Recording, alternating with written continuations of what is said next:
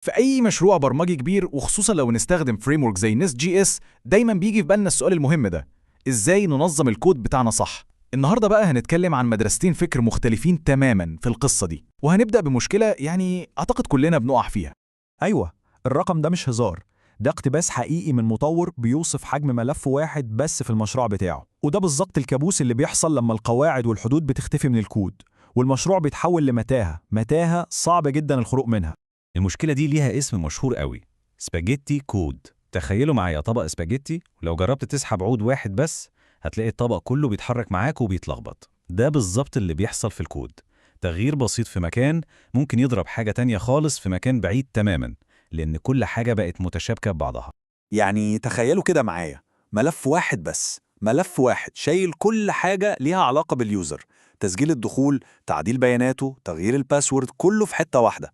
مع الوقت طبعا الملف ده ما بقاش مجرد شوية كود، لا ده اتحول لوحش محدش بقى قادر أو عايز يقرب له. أي تعديل فيه بقى مغامرة، ومغامرة خطيرة كمان. طيب، إيه الحل للموضوع ده؟ الحل بيجي من خلال تطبيق تصميم يكون صارم ومنضبط أكتر، ومن هنا بتظهر فلسفة اسمها Domain Driven Design أو DDD. الفكرة الجوهرية في DDD هي إننا نحمي عقل الابليكيشن بتاعنا، اللي هو منطق البيزنس نفسه. تخيلوا إن العقل ده بيتكلم لغة البيزنس وبس، ما يعرفش يعني إيه SQL query ولا HTML tag.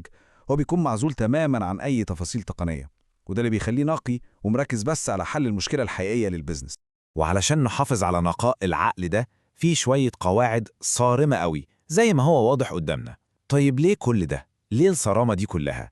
علشان هدف كبير قوي، إننا نقدر ناخد عقل الابليكيشن ده زي ما هو كده بالظبط ونزرعه في أي حتة تانية.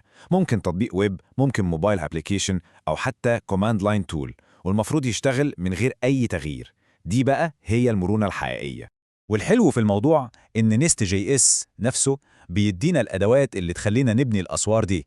قبل ما أي طلب يوصل للبيزنس لوجيك بتاعنا بيعدي على حراس وبوابات. الجاردز مثلا ممكن تتأكد إن المستخدم معاه الصلاحيات، والانترسبترز ممكن تغير شكل الداتا اللي جاية. بالطريقة دي بنضمن إن اللي بيوصل لقلب الابليكيشن بتاعنا نضيف وجاهز وموثوق فيه، وبنحافظ على عزل الطبقات. طيب، كفاية كلام نظري، خلينا نشوف ازاي الأفكار دي ممكن تتطبق في مشروع حقيقي وضخم زي تطبيق توصيل أكل مبني على المايكرو سيرفيسز. خلينا نبص على الخريطة دي. ده مش مجرد تطبيق واحد، دي مدينة كاملة من الخدمات الصغيرة المستقلة أو المايكرو سيرفيسز. على الشمال عندنا الواجهة اللي بيستخدمها العميل، وعلى اليمين كل الخدمات اللي في الخلفية. في خدمة مسؤولة بس عن الدفع زي سترايب، وخدمة تانية للمصادقة زي جوجل، وخدمة للطلبات. كل جزء من دول عايش في عالمه الخاص، بس كلهم بيتكلموا مع بعض من خلال شبكة منظمة عشان في الآخر يقدموا تجربة استخدام سلسة. تعالوا نتبع رحلة طلب واحد بسيط: عرض سلة المشتريات. لما المستخدم يضغط على الزرار، الطلب بيروح الأول لخدمة العملاء عشان يتأكد من هويته. بعد كده الخدمة دي بتكلم خدمة المنتجات عشان تجيب تفاصيل وأسعار الأطباق اللي في السلة. وفي الآخر كل المعلومات دي بتتجمع وتتبعت تاني للواجهة الأمامية عشان تظهر للمستخدم. كل خطوة من دول هي تواصل بين خدمات مستقلة، وده اللي بيدي للنظام قوته ومرونته. ليه كل التعقيد ده؟ عشان كلمة واحدة بس: الموثوقية أو الريلايبيليتي. الهدف هو الوصول لنسبة تشغيل 99.9%، ولأن كل خدمة مستقلة، لو خدمة المدفوعات مثلا وقعت لسبب ما، المستخدم لسه هيقدر يتصفح المطاعم ويضيف أطباق للسلة. السيستم كله مش بينهار، ودي ميزة أساسية في التطبيقات الضخمة. لحد هنا الكلام جميل ومنطقي جدا، لكن هل دي الطريقة الوحيدة الصح؟ هنا بقى الجدل بيبدأ مع وجهة نظر تانية ومختلفة تماما جاية من مجتمع نيس جيس نفسه. هنا بنشوف مدرستين في التنظيم. على الشمال مدرسة الدي دي دي اللي بتقسم المشروع أفقياً لطبقات: طبقة عرض، طبقة منطق، وطبقة بيانات. على اليمين بقى الطريقة اللي ناس جي اس بيشجع عليها، وهي التقسيم رأسياً حسب الفيتشر. يعني كل حاجة تخص المستخدمين، الكنترولر، السيرفيس، الدي تي اوز، بتتحط في صندوق واحد اسمه يوزر موديول. وهنا بقى بتيجي النقطة المهمة قوي، يلخصها واحد اسمه سكوت مولينيري في تشبيه عبقري بصراحة. هو بيقول إيه؟ بيقول إن كل موديول في نست هو لوحده كده عبارة عن بصلة دي دي إي صغيرة، جواه الطبقات بتاعته، الكنترولر والسيرفيس وكله. ودور نست بقى إنه ياخد كل البصل الصغير ده ويجمعهم مع بعض عشان يعمل بصلة الابليكيشن الكبيرة. تشبيه فظيع. وجهة النظر دي ليها مميزات عملية جدا. لما كل حاجة تخص ميزة معينة تكون في مكان واحد، بيبقى أسهل بكتير إننا ناخد الموديول ده على بعضه ونحوله لمايكرو سيرفيس منفصل في المستقبل.